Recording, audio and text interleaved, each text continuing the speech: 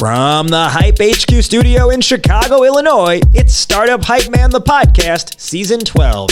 Hello, everybody. My name is Raj Nation, and I am the founder of Startup Hype Man. I help startups stand apart from their competition and stand out to their audience with storytelling, messaging, and pitches that perform. In this podcast, you'll hear my conversations with startup leaders from around the globe as they share a slice of their company's story. Stories on growth, scale, successes, and failures, all to help you and your company grow up and ultimately stand out. Before we begin today's episode, I'd like to invite you to join the email newsletter that doesn't suck.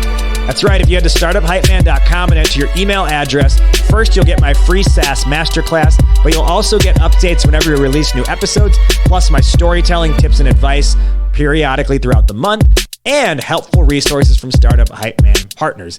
It's the newsletter that doesn't suck, available at startuphypeman.com. All right, speaking of things that don't suck, let's begin today's episode of Startup Hype Man, the podcast. Ladies and gentlemen, making her way to the microphone from Lucknow, Uttar Pradesh, India, and currently residing in Bangalore, India, she is the CEO and co-founder of Wingman. Please welcome Shruti Kapoor.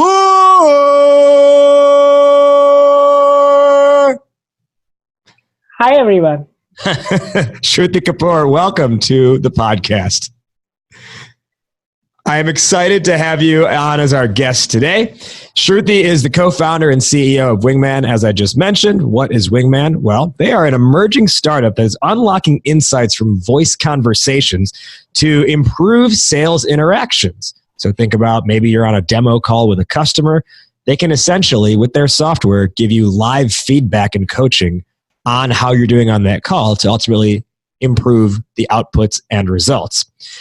Shruti and her startup Wingman entered and survived Y-Combinator, and that is why our topic today is surviving Y-Combinator.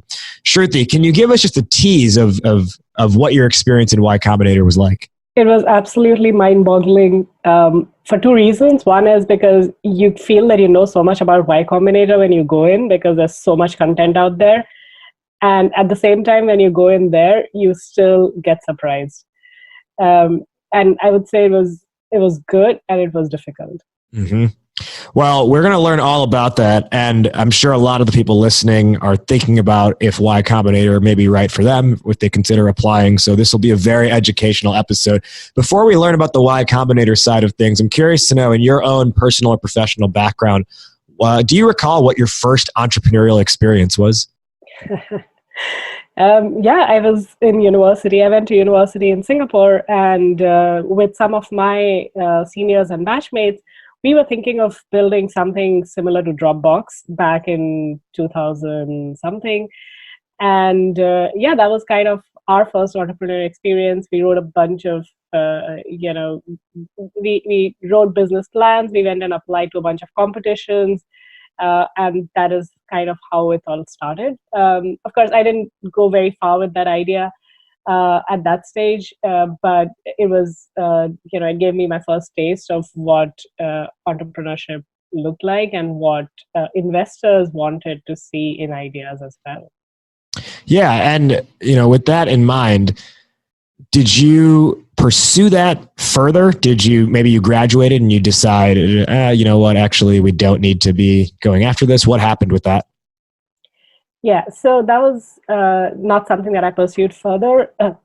I actually decided at that point to figure out whether I wanted to do a PhD in life sciences and went down that path for a little bit. Eventually took the route of joining an investment bank and working in the financial industry for a decade before I eventually got back to doing entrepreneurship again with Wingman. Very nice, very nice. So as your career progressed, you ended up spending time at Morgan Stanley, as well as a couple other, I would say, pit stops along the way to ultimately developing Wingman. Can you take us through then, what was the initial idea? And originally it was called Strings AI. So what led you to think of this concept of strings in the first place? Absolutely. So it all kind of started at my previous job. So the idea, as you said, right, it focuses on sales and sales calls. In my previous role at a company called Payoneer, I was looking at figuring out their go-to-market strategy and heading their sales team in India. And during that experience, I discovered a few blind spots that I, as a sales manager and as a salesperson, felt. And one of them was just the fact that CRM data sucks and CRMs suck. Nobody likes entering data into the CRM. And what it means is that 95% of the information just goes missing. Oof. And so that's how I started thinking about the idea initially, to say, hey, so where can I find all of that data? Because the only answer that a CRM can give me is 80% of the leads are not qualified. It doesn't tell me why they are not qualified. Or a bunch of second level questions that you would want to know as a business person. And so that's kind of where the journey started. We called it strings.ai. And then as we evolved, what we figured was that while it's great to understand what's going on in the sales call, one of the main things that you would want to do with a sales call is to really figure out how to help the salesperson. And then we kind of thought about what that should look like, what a real-time assistant for a salesperson could be. And of course, Wingman made a lot more sense when we looked at it that way. So yeah, we are helping salespeople co-pilot sales calls. Very nice, very nice. Can you talk about how you pulled together, your co-founder? So where'd you find your founding team and how did you come together on the idea? Yeah, it's always a tough one. So I, for more than a decade had that seed of wanting to do something on my own in the brain. And a few years back, my co-founder, I met him through a common friend. He was actually moving back from the Bay Area to India with the purpose of starting up. He had spent nearly a decade working for Google and previously for a startup which got acquired by Google. And so, we hit it off. We started immediately thinking about ideas that we could work on together. We ideated for maybe a year, just bouncing off different things, and then eventually started up with Wingman. And so we had 3 co-founders today. My other co-founder, Shrikar, he was, somebody that Murli knew very well. And so that's how the 3 of us came together. Awesome. So Wingman, formerly known as Strings, is a relatively new company. We're doing this call in November of 2019. Wingman, or Strings, originally started at around the beginning of 2018. How did middle even, yeah. So middle of 2018, so even younger than I was giving credit for. So when and how did Y-Combinator come into the picture? Did someone tell you about it and you said, oh, this would be a great opportunity? Did you just have in your mind always like, oh, this would be a perfect startup that would go through their cohort? How did the Y-Combinator come into the picture? Yeah, so we of course knew about Y-Combinator from before, given that both my founders had lived in the Valley. It's kind of hard not to know. And then but what was difficult for us to figure out was when is the right time to apply for Y-Combinator, and also what does that experience get you? Like, when do you go in so that you, 1, can get in, and 2, you can maximize your experience out of the program. So we applied for it in April of this year, and then we had the interviews in May, and the program started in June. But the way we kind of decided on it was 2 things. One is we went through a journey where we figured that US was the right market for our product, at least to start with. And so we definitely wanted to spend more time here, meet with customers here, meet with investors here. And that kind of was a big part of making the decision that we should, spend time maybe at an accelerator in the US that can also help us bridge some of those things. And so, yeah, that's kind of what triggered it. Sure. Take us through the application process. So much has been written about it, but still when you go through it, few of the things that really stand out is how much time they really spend in understanding the founders, their backgrounds. Like, they have some crazy questions like, apart from the startup, what are what are some of the crazy things you've done that you're proud of? Or uh, they even have a question which says, if not for this idea, what other idea would you have applied with? So it's amazing how much of the focus is really not just on the business that you're building, but on you as founders. Um, while you see a lot of companies that get spoken and written about coming out of the Y Combinator cohort might seem like they're, already later stage, that they've probably been working on the idea for a long time. What's amazing is that a lot of the companies that go through the program are actually really early stage. And the reason why these questions become so material is because a lot of times they even pivot during those 3 months. So if you have a few backup ideas in your pocket, it helps. Sure. Do you remember so they ask you the question, what are the other crazy things you've done in your life? What was your response? So at one point, I was a life science graduate and I had considered going into a PhD down that path. So one of the things I had done was reared a bunch of spiders from the wild to study their web making patterns using a laser Doppler vibrometer. But anyways. Wow. Well, and spiders weave webs, and your original startup name was Strings. How about that? All right. So you get into Y-Combinator. What type of prep are you given before day one, if anything? So I think you get a founders meetup, so the Y Combinator process. So after the application, you go through an interview, and pretty much at the end of that same day, the day you do your interview, you know the results of whether you've made it or not. And typically at the day after or so, they organize a meetup for all the founders from that set of interviews. And that's kind of pretty much the only thing you get in terms of getting ready for the program. Of course, as international founders, for us, getting ready for the program meant relocating to the Bay Area for nearly 3 months. For me and for my co-founders, that also meant leaving your family behind. In my case, with a baby, for that period, and figuring out all the logistics for it. So yeah. And how young is your child? He's going to be 4 now. Okay.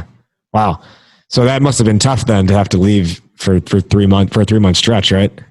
Yeah, it was tough. But we kind of straddled the 2 countries and the 2 time zones. Okay. Okay. So you come out of that founder meetup. What's your mindset at this point? Are you like excited? Are you scared? Are you thinking we're going to come out of this with a completely different company? What are you thinking about at that point? So it's funny. I actually didn't make it to the founders meetup because I was flying to New York the day the interview ended because I had a conference here to attend. And so I actually found out about the fact that we had gotten into Y Combinator while I was in transit in Frankfurt. And the immediate reaction was, 30 seconds of, oh, wow, we really made it.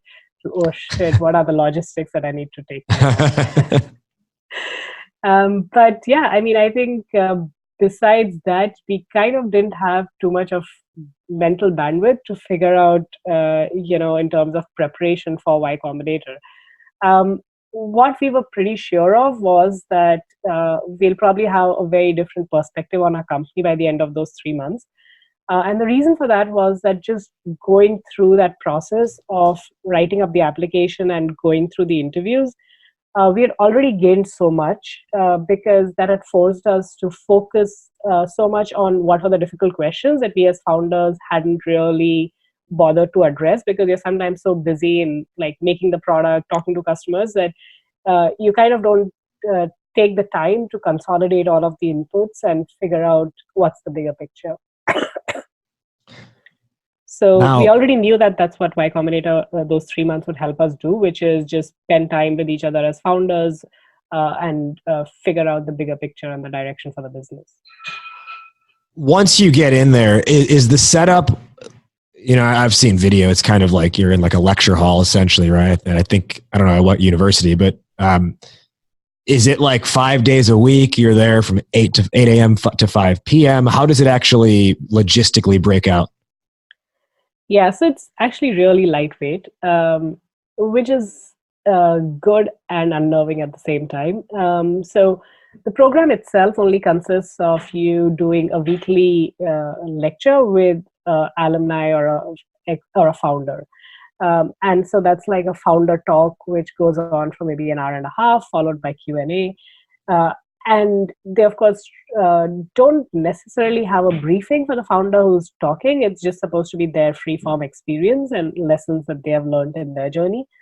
And besides that, you do a group office hour, which is once every fortnight. And the group office hour is like, somewhere around 8 companies with 3 Y-Combinator partners sitting around a table and talking about, progress they've made in the last 2 weeks, what's top of mind, what are some of the challenges they're struggling with. And those 2 things are pretty much the only things that are fixed for you, and everything else that you get from the experience is what you build of the experience. And so what that consists of is the fact that you can book office hours with any of the Y-Combinator partners. You can kind of figure out what are the things that are priority for you in that moment, and you can actually do a focused discussion with the partners on that, and then you can kind of keep track of it. But the overall experience is just built around that weekly lecture and the fortnightly group office hours. What kinds of challenges do you recall early on that you were bringing up in those office hour or in those group coaching call conversations? Right. So for us, a couple of things. So one was, of course, figuring out how to reach out to potential customers.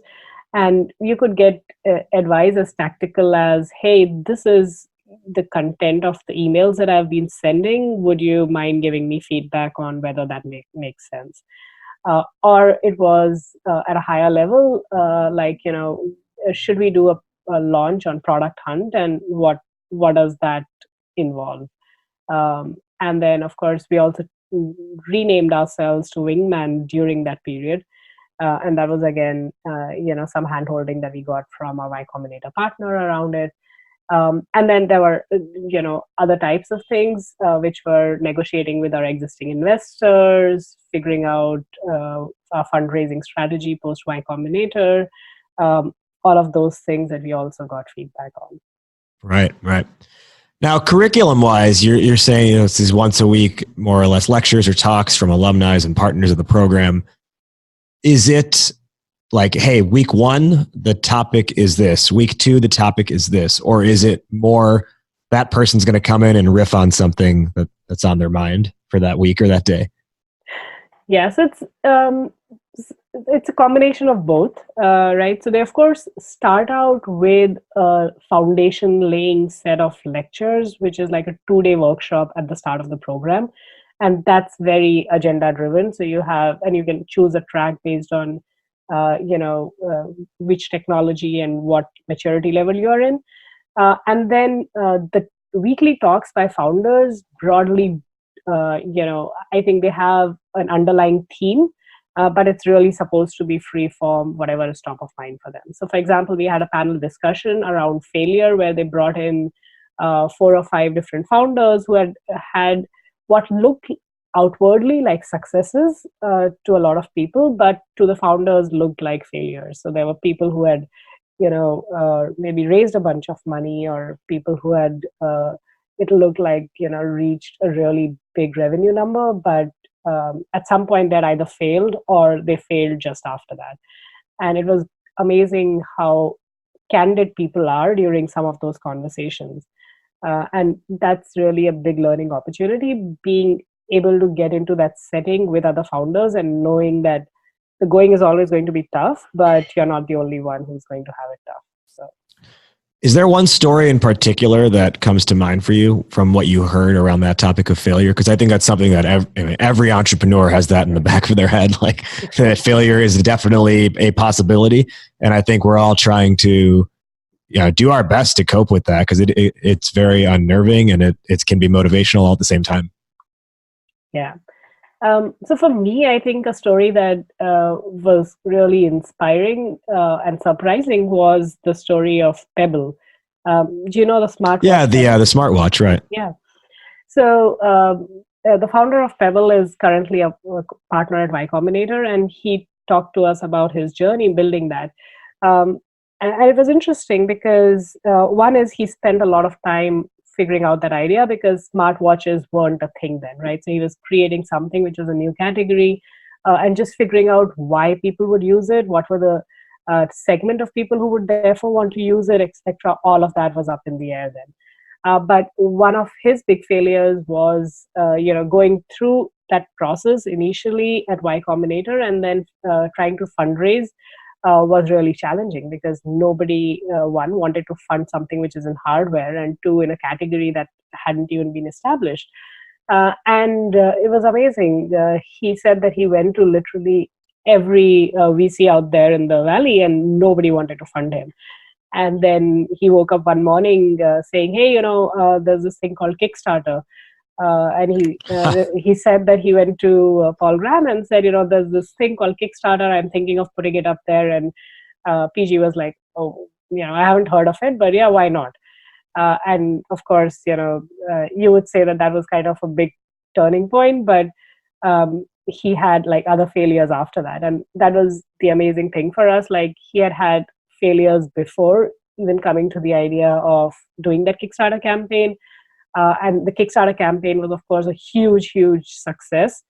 But post that, he had a different type of failure, which was just in managing inventory and making sure that you're able to figure out what your demand and supply is. And the fact that people, especially in something like this, can be very finicky and short-term about their demand.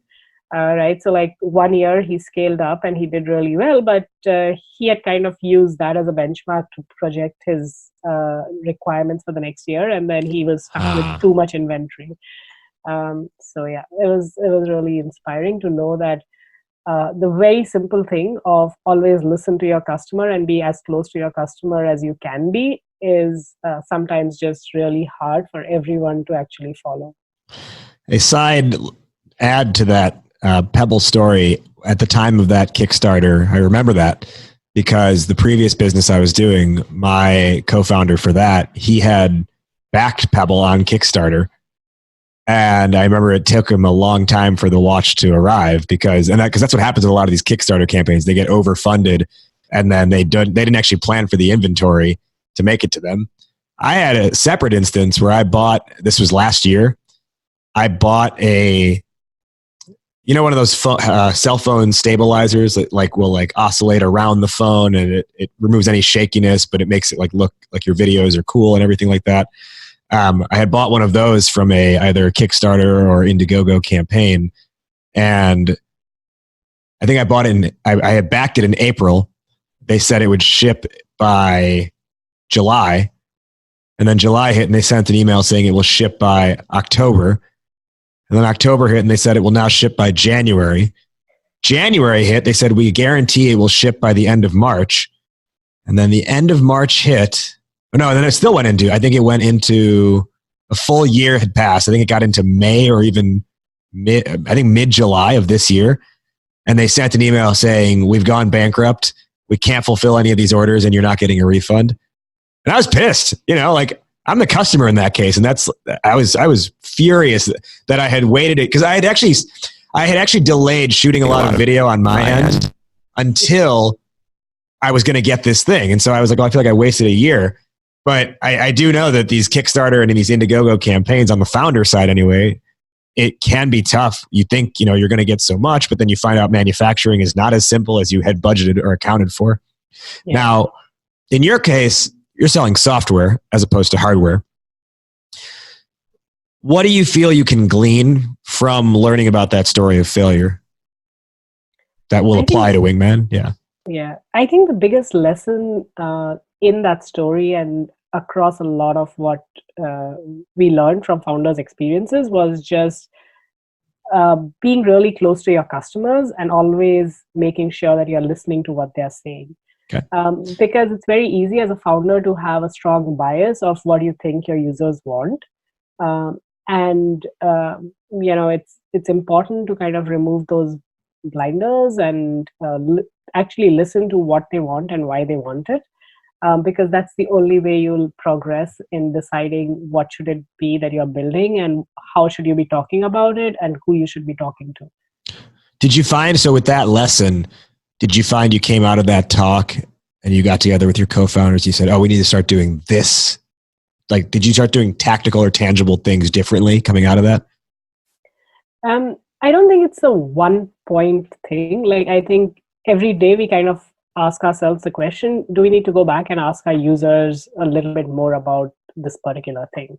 It's like, you build out a set of features because either you thought they were compelling based on what feedback you had received or based on, how you envisioned your product. But as you build it and you put it into production, you might realize people are, either using it in a way different from what you'd imagined it to be, or they're not using it at all. And at each of those junctures, you kind of need to keep going back and saying, why is this happening? Is it something that I didn't do in the onboarding phase right? Did I not communicate about it right? Or is it just something that people are not going to find useful? Or is it that a different segment of users is going to find it useful and I just haven't gotten to them yet? So it's kind of an ongoing process. I think for us, when we came out of that particular talk, our takeaway was very simply that at any point, if you have a dispute between your co-founders or between your product team and your sales team on what should we be building next, the only person to kind of be in the decision maker spot there is your customer. Right. When you think about your Y Combinator experience as a whole, was it one where you felt pressure while you were in there? Did you feel competition? Did it feel supportive? What was the one or two prevailing emotions or mindsets maybe that you had throughout your time? Yeah, it's interesting. Initially we thought you might feel maybe competition because there are so many other companies in a single cohort in Y-Combinator, and you're probably going to be kind of comparing against them. But I think what happens really is that they kind of become almost like your co-runners in a marathon, where you also get a lot of inspiration from seeing other people going through their journey, learning from the mistakes that they are making, and the fact that everybody is having a tough time is a motivator in some sense. And I think so that was kind of the underlying theme with respect to the other peers, but you do feel a lot of pressure when it comes to the fact that there is a metric that you've committed to that you want to grow week on week during your 3 months at Y Combinator. And typically the metric that people are encouraged to choose is something around revenue, right? So how are you actually, acquiring new customers? Are they paying you for it yet? And things around that. So it's in that sense a metric that you don't have full control over. And it's helping you always get closer to the answer of, am I closer to product market fit? And then, of course, the third type of pressure comes in from all of the investors that you want to talk to and who want to talk to you. And how do you prioritize that? Because especially towards the last part of Y Combinator, you might have maybe close to 100 investors that you have a conversation with, and just managing that can be a pretty tough process as well. We're with Shruti Kapoor, the co-founder and CEO of Wingman, talking about surviving Y Combinator. So Shruti, you entered Y Combinator at what stage? Oh, you entered as strings, right? You ended up pivoting to being called Wingman. Aside from that name pivot, what did you enter with in terms of elements or aspects or assets of the company, and what did you leave with? What kind of improvement or growth was there?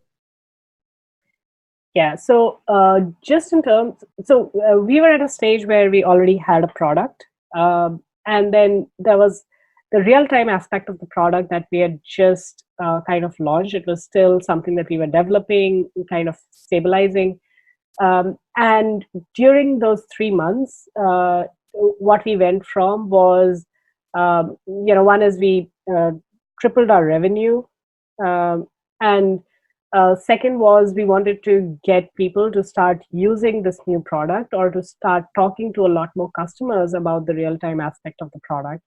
And so our entire focus in terms of communication, in terms of the branding, the name, everything changed from talking about call analytics to real-time call coaching.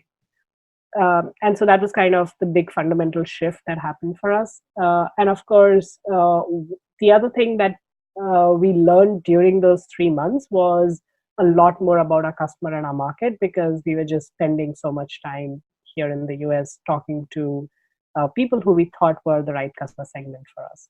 Mm-hmm. Mm-hmm. So with that change in the business, or that growth and improvement of the business, I should say, what do you see now coming out? Because Y-Combinator was earlier this year that you went through the program. When I look at your business, to me, I look at the challenge or the obstacle or whatever, the next thing in front of you is, if it's call analytics, call recording software, producing insights or real-time insights, well, there's incumbents like Gong, Chorus, and a couple others. I believe DialFox, which was acquired by Showpad. Those are some others in the game that have built up a name. Is that what you're looking at? Is how do we now slot into that group? Do you think you're something entirely different, or are you not even focused on that whatsoever and your main focus is something else? Right. So of course, you're right that there are competitors in the space. But I think the space as a whole is so new that a lot of focus for us, and again, that's something that we learned at Y-Combinator as well, is more often than not, you're not going to fail because of competitors. You're going to fail because of what you do or you don't do. And so for us, a lot of the focus is still on answering the fundamental questions around what specific things do users want, what are the contexts in which they're going to find this useful, and therefore how do you kind of fine tune the product for that? Is it something that people should use when they're just trying to coach all of their sales team, or is it something that you want people to use more specifically when they're bringing in new people, or maybe when they're iterating on their own product features and they want a bunch of feedback on it, and they also want to be able to give talking points to people around it. So it's I think it's a lot more about just being close to your user and understanding what they want and why they want it. And I think that while there is definitely competition, and I think in today's world, every SaaS business has competition. Right? I think what's really important is to just make sure that you're solving a real problem that users find important and useful. If someone was not going to go the Y-Combinator route, maybe it just wasn't the right situation for them, from the lessons you learned at Y-Combinator, what would you recommend they do regardless, even if they're not going to go through that program, if they're building their own startup? Yeah. It's kind of hard to have a generic advice. Of course, some of that depends on, I think fundamentally whether or not you're going to be a venture funded startup or you're going to bootstrap your way.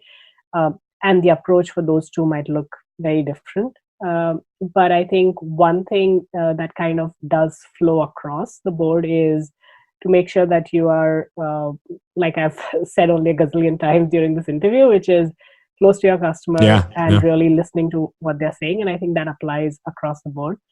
I think the second thing, if you do decide to go down the path of being a venture funded startup, is to kind of recognize that funding is, it's not a vanity metric that you should be chasing.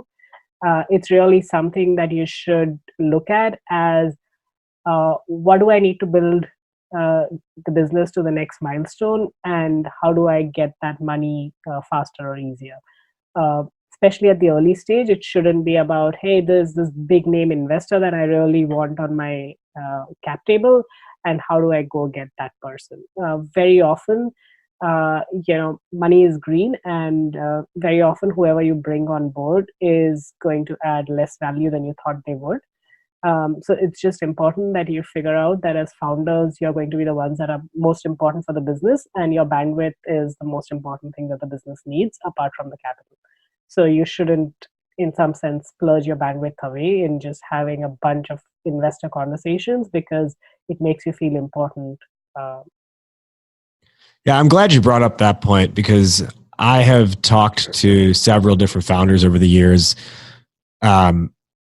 where it's clear to me in how they're talking about what they're doing and the way they're going about building their company that they are using lack of funding now as an excuse to not grow the business on their own anyways. Right? They think the only way they can advance as a company is if they get money in.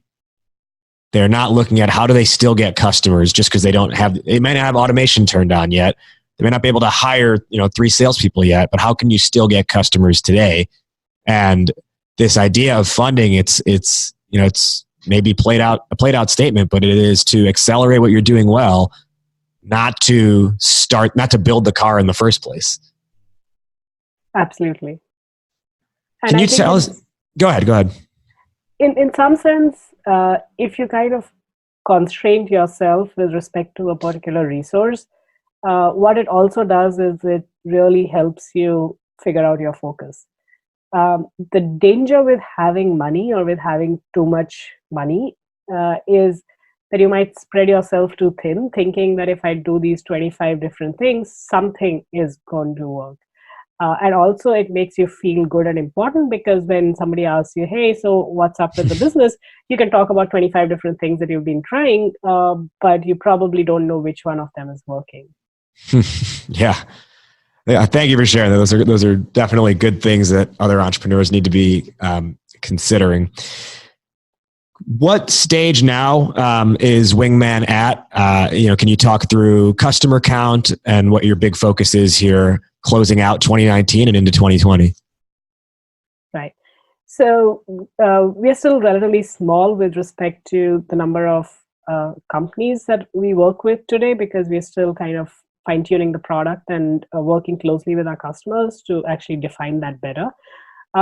Today we have a few hundred salespeople on our platform using That's pretty good. Every day.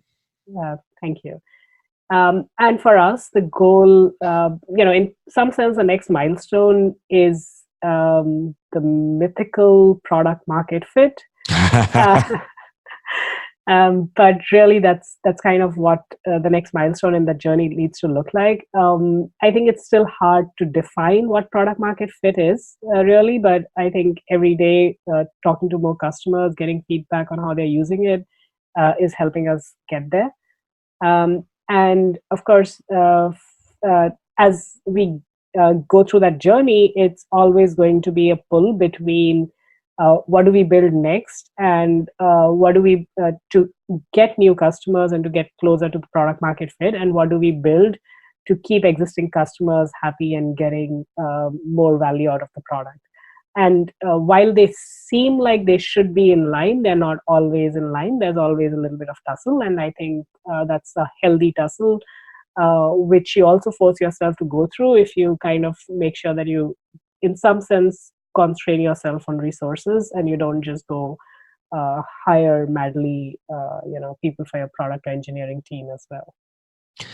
Well, in the name of product market fit, you should go back and listen to the first episode of this season with Ish Jindal, where the topic was advanced customer segmentation strategies, and he talked through what his company did to achieve what they called product market, not fit, product market clarity, and sort of like the 3 questions they had to answer to realize they have it or don't have it yet.